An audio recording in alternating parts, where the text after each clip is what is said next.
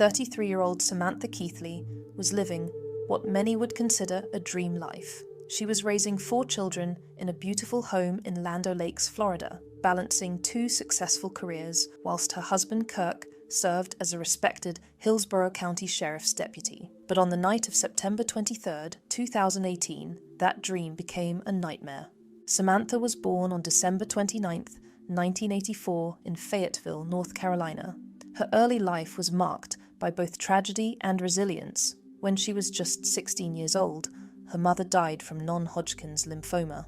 Rather than crumble under the weight of grief, Samantha stepped up to become the glue that held her family together. Her younger brother Taylor Starling would later say, "Growing up together, we were best friends. We lost our mother at a young age, and it brought me and her closer. She was always there for me, and she kind of became a mother figure to me." This early responsibility shaped Samantha into the remarkable woman she would become, someone who instinctively protected and cared for others, even when she herself was struggling. The family moved to Brandon, Florida, where Samantha attended Bloomingdale High School. It was there that she met Kristen Kellen, who would become her lifelong best friend. The two graduated together in 2003, their bond forged through shared teenage experiences and Samantha's infectious personality. Even then, friends could see there was something special about her.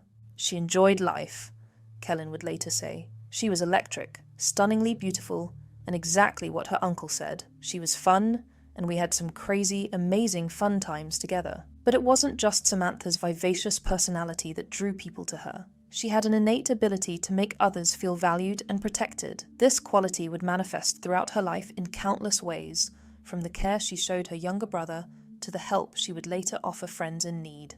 By September 2018, Samantha was successfully juggling 2 demanding careers whilst raising 4 children. She had worked at the seminal Hard Rock Hotel and Casino in Tampa for over a decade, recently earning a promotion to assistant manager. The casino had become like a second home to her. She knew the business inside and out, and her colleagues respected her dedication and work ethic. President Joe Lupo would later say, "Sam was part of our Hard Rock family for over 10 years. She was truly loved by all who knew her. Our focus now is to support each other as we mourn this devastating loss." But Samantha wasn't content to rest on her laurels at the casino. She had also studied nursing and was exploring her entrepreneurial side through real estate. Despite having no formal training in property, she had recently joined Keller Williams Realty in Lakeland and was already showing promise in her new field. Her real estate team leader, Damian Boyce, said she fit right in and had a focus for higher-end listings. In the short time she was here, she was doing extremely well in the Tampa Bay area. Despite starting in real estate just months before her death, Samantha had already demonstrated the same drive that characterized her entire life. Her colleague Chris McLaughlin would describe her as Wonder Woman for her ability to manage these roles whilst raising 4 children. Those who knew her marveled at how she managed it all. The early mornings at the casino, the late night studying real estate law, the school runs, the packed lunches, the homework help. Somehow, she made it all look effortless. But more than that, she made sure everyone around her felt loved and supported. Perhaps the most telling testament to Samantha's character came at her funeral, when Rose Sanabria shared how Samantha had helped her escape an abusive relationship. "Sam used to tell me, 'Rose, you are better than that. So many people love you. You are not alone.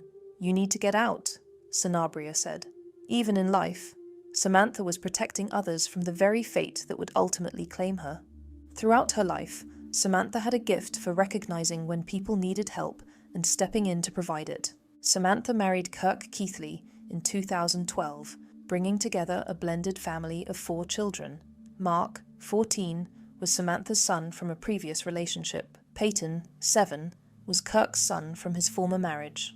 Together, they had 2 daughters, Olivia, 4, and Evelyn, just 2 years old. From the outside, the family appeared to have everything they could want. In February 2018, they had purchased their dream home at Terrazzo Way in the Bexley subdivision of Land O'Lakes. The 2-story cream-colored house cost $322,000 and represented the American dream made manifest. The neighborhood was safe, family-friendly, and close to good schools. It should have been the perfect place to raise their children. Kirk seemed to be the steady, dependable law enforcement professional that any family would want as their protector. He had been a Hillsborough County Sheriff's deputy since June 15, 2009, with previous experience at the St. Petersburg Police Department from 2003 to 2009. His career appeared solid, if unremarkable, nearly 2 decades in law enforcement with no major incidents.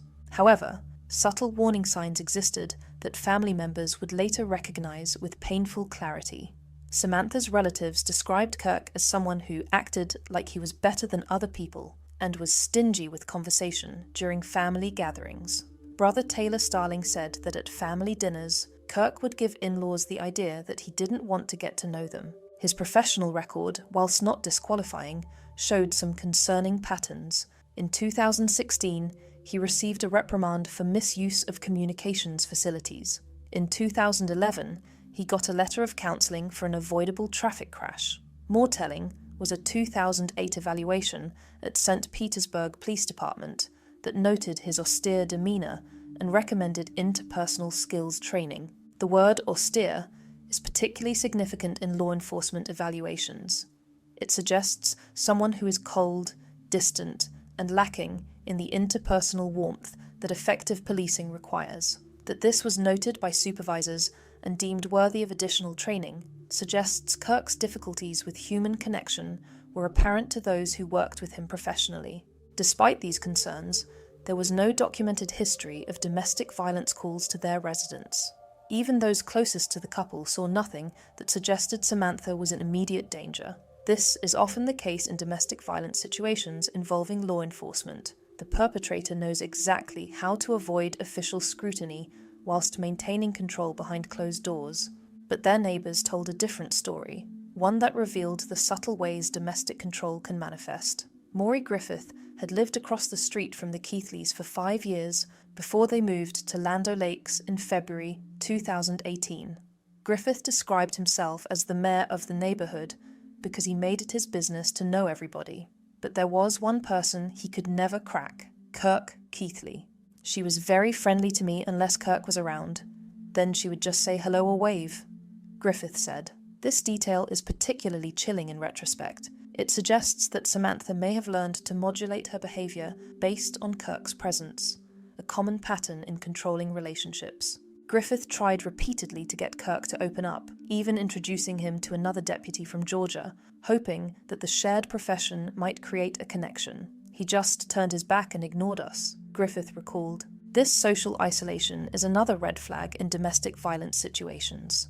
Abusers often work to isolate their victims from potential support networks, making it harder for them to seek help or maintain relationships that might provide perspective on their situation.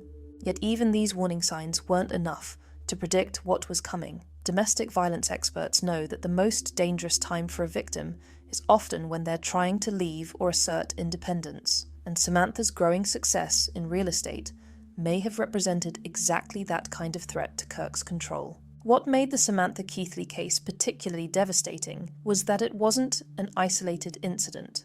Law enforcement officers are statistically more likely to commit domestic violence than the general population, and when they do, the consequences are often fatal.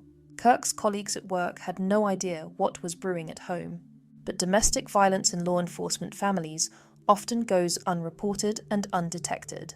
Officers know how to avoid leaving evidence. They understand how investigations work, and their victims often fear that reporting abuse will be ineffective when the perpetrator's colleagues are the ones who would respond to the call. Additionally, the stress of police work, dealing with violence, trauma, and human suffering on a daily basis, can take a significant psychological toll. Without proper mental health support and coping mechanisms, some officers may turn to alcohol, drugs, or violence as ways to manage their stress. In Kirk's case, the toxicology report would later reveal just how impaired Kirk was on the night he killed Samantha. With a blood alcohol content of 0.156, nearly twice Florida's legal limit, and oxycodone in his system, he was in no condition to make rational decisions. September 23rd, 2018. The evening began like many others, but tensions escalated rapidly in the Keithley household. Samantha was feeling sick, a simple illness that should have elicited sympathy and care from her husband. Instead, it became the catalyst for 6 hours of harassment that would end in tragedy. Samantha had asked Kirk repeatedly to leave her alone because she was unwell. This simple request, for space to rest when she wasn't feeling well, should have been respected by any caring partner. Instead, Kirk became increasingly agitated and aggressive. The argument stretched on for hours, with Kirk's behaviour becoming more erratic as his intoxication increased. What exactly triggered Kirk's rage that night may never be fully known. Was it stress from work, financial pressures, jealousy over Samantha's growing success in real estate, or simply the toxic combination of alcohol, drugs, and a controlling personality finally reaching a breaking point? The situation deteriorated so severely that Samantha made the decision to leave temporarily. So she went to a hotel. This detail is particularly significant because it shows that Samantha recognized the danger she was in and took steps to protect herself. Leaving for a hotel was likely her way of de-escalating the situation and giving Kirk time to calm down. It was a reasonable response to an unreasonable situation, but tragically, Samantha made the fatal decision to return home. Perhaps she thought Kirk had calmed down. Perhaps she was worried about the children. Perhaps she felt she had nowhere else to go. Whatever her reasoning, this decision would cost her life. The fact that she returned suggests she may not have fully grasped the extent of the danger she was in. This is common in domestic violence situations. Victims often minimize the threat because they can't imagine their partner would actually kill them. The psychological manipulation that occurs in abusive relationships can make it difficult for victims to accurately assess their own safety. At 11:50 p.m., Samantha sent those desperate final text messages to Kristen Kellen. "Kirk has lost his mind, Kristen. He's literally losing it. He's been harassing me for the last 6 hours, and I've asked him repeatedly to just leave me alone because I'm sick." These messages paint a clear picture of a woman in distress, trying to get help from her closest friend. The phrase, "Kirk has lost his mind," suggests that this level of behavior was unusual, even for their troubled relationship. In a particularly telling detail, she added, "I just chucked my ring outside," referring to her wedding ring, a symbolic gesture of the marriage's complete breakdown. Throwing away her wedding ring was Samantha's way of signaling that the relationship was over. It was an act of defiance that may have further enraged Kirk. The timing of these messages is crucial. At 11:50 p.m., Samantha was still alive and able to communicate with her friend. Just over an hour later, she would be dead.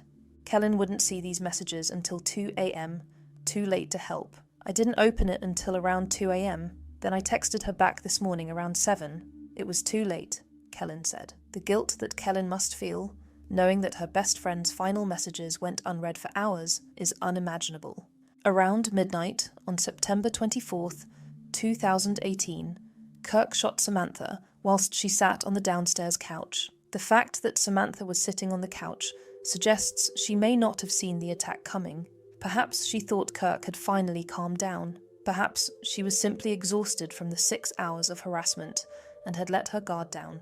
Whatever the case, Kirk took advantage of her vulnerability to carry out his final act of control. After shooting Samantha, Kirk went upstairs and turned the gun on himself. But his act of violence wasn't over. 4 children were present in the home during this nightmare scenario, and they would be forever traumatized by what they witnessed and heard. 14-year-old Mark Price showed extraordinary courage in the face of unthinkable horror.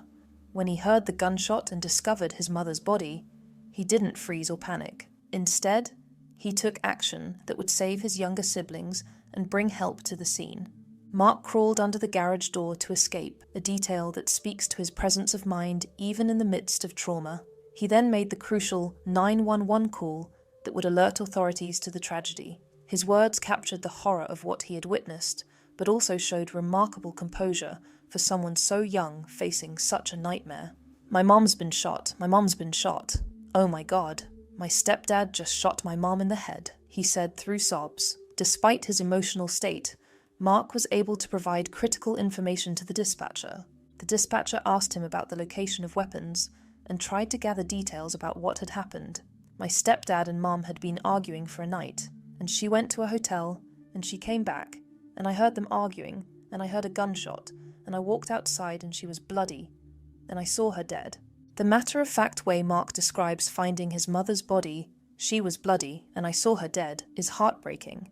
No child should ever have to see their parent in such a state, let alone describe it to a 911 dispatcher. When the dispatcher asked him to describe his stepfather, Mark cried out again, "He just shot my mom in the head. My stepdad shot my mom in the head." The repetition of this phrase suggests he was struggling to process what had happened. The mind often repeats traumatic information as it tries to make sense of something incomprehensible. Then the line went dead. For several terrifying minutes, dispatchers tried calling back to no avail. They had no way of knowing if Mark was safe or if Kirk was still a threat to the children. Finally, Mark called back, explaining that his phone had stopped working. By this time, a friend's father had taken over the call, telling the dispatcher that Mark was with him and having a hard time. "He has got 2 young stepsisters right in front of the house," the man said. This detail provides some relief. The other children were safe and in the care of neighbors. When Pasco County deputies arrived at the scene after midnight, they found a crime scene that would haunt them for years to come. Samantha's body was on the couch with a fatal gunshot wound. Upstairs, Kirk's body was discovered with an apparent self-inflicted gunshot wound.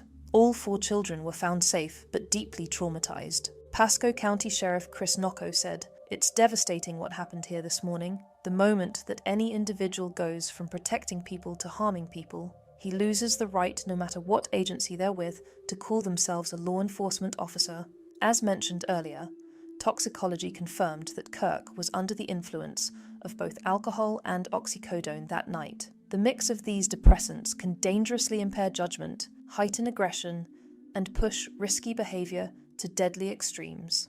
However, as Samantha's uncle Ted Fraley would later say, that alcohol and those pills don't explain anything. It's all on Kirk. It doesn't take away any of the pain. It doesn't justify anything.